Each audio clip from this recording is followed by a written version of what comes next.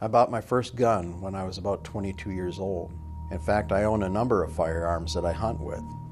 It's a part of life here in North Dakota, and we should never lose that right. But even as a strong supporter of the Second Amendment, I have a red line. Individuals with violent records like domestic violence should never be allowed to own a gun. Check on a domestic that involved a gun at 308 9th Avenue North. My biggest fear is losing one of my police officers. His father tried to shoot his mother.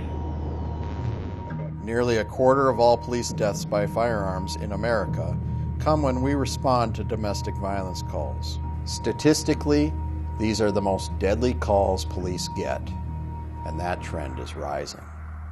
Officer down, copy, officer down.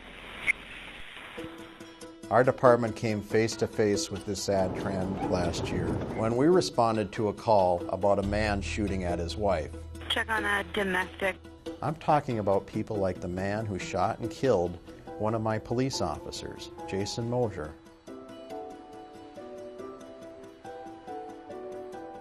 Shots were just fired from that location.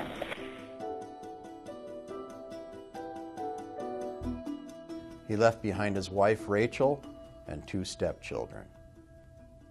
This man, Marcus Schumacher, killed Officer Jason Mosier. He was a convicted felon. Schumacher was involved in a complex murder case in 1988. He also had a history of domestic violence. Schumacher was legally able to own a gun because 10 years had passed since his release from prison. It does not have to be this way. Every 16 hours, a woman in the United States is fatally shot by her domestic partner. Domestic abusers should not be allowed to have guns. The justices upheld a federal law that bans people convicted of domestic violence from owning guns. But here's a problem.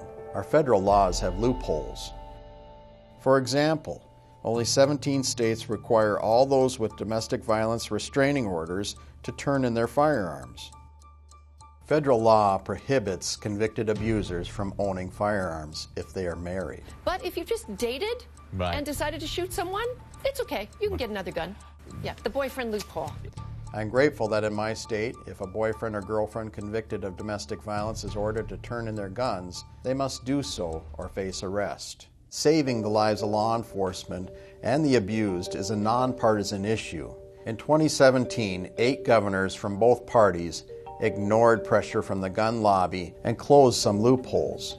And look, I understand criminals will always find ways to hurt people, but we can still take reasonable steps to prevent deadly acts by people who already have a violent record with firearms. After all, we all want fewer people to die from domestic violence, and we want our police officers to go home at the end of their shift to be with their families.